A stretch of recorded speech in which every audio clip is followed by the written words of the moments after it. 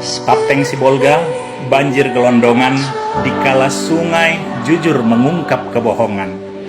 Banjir bandang boleh datang dari langit, tapi gelondongan kayu tidak pernah jatuh dari awan. Hujan deras bisa membawa air, tapi tidak mungkin membawa batang kayu sebesar tiang listrik kalau tidak ada yang memotongnya. Masuk akal kan?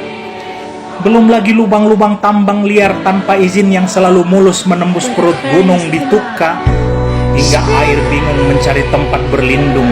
Akhirnya ia berangkat langsung menyapa manusia yang tak tahu kabar apa-apa. Di saat pemerintah setempat banyak yang pura-pura bingung, padahal penggalian demi penggalian berlangsung di depan batang hidung. Hutan lindung pun memberi kabar kalau ia sedang berkabung dan memberi air langit yang turun untuk dikirim langsung, hingga si Haporas pun tak mampu membendung. Jadi mari kita bicara yang sebenarnya, bukan naskah dongeng konferensi pers ala pemerintah. Lalu apa yang terjadi di hulu sungai Sihaporas hingga gelondongan hanyut? Apa? Hujan yang menebang pohon? Atau angin yang menggergaji batang? Di hulu Hutana Bolon Tukka ada batu besar-besar hanyut didorong oleh kayu gelondongan. Siapa yang tebang? Semut atau malaikat sedang praktek tebang pilih? Di hulu sungai Pinang Sori menghanyutkan gelondongan. Gelondongan itu bukan ranting kecil, bukan sampah rumah tangga. Itu batang pohon yang memerlukan gergaji mesin, memerlukan izin, dan memerlukan titik-titik. Ya, Anda tahu apa lanjutannya?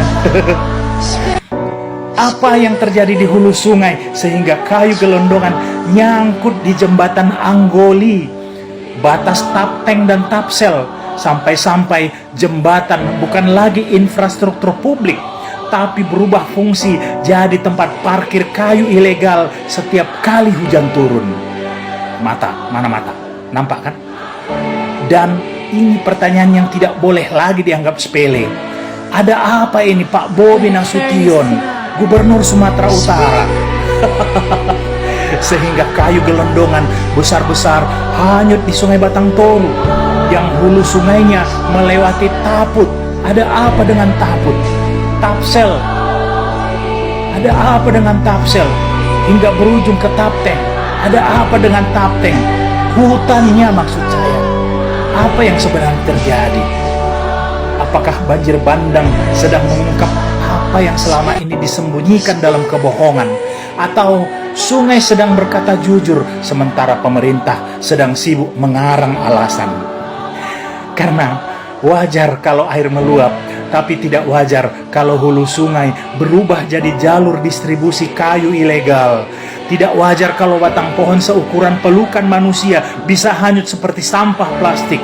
Tidak wajar kalau bencana justru membuka buku besar perusakan hutan yang selama ini ditutupi rapi lagi-lagi dengan kebohongan.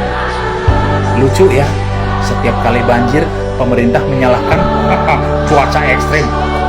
Tapi kayu gelondongan yang hanyut ini mau disalahkan ke siapa? Ke hujan? Ke badai? Ke Tuhan? Tuhan pula mau kalian salahkan. Ini bukan bencana alam. Ini bocornya skandal kebijakan. Ini kegagalan pengawasan. Ini rapot merah penegakan hukum. Atau ini kebrengsekan pemerintah. Karena hulu yang gundul bukan terjadi dalam waktu semalam. Sungai yang penuh gelondongan bukan terjadi tiba-tiba. Dan banjir bandang kali ini seperti berkata, selama ini kalian tutup mata. Sekarang lihatlah sendiri apa yang kalian biarkan terjadi. Sibolga Tapteng tidak hanya kebanjiran air, tapi kebanjiran bukti pemerintah yang abai.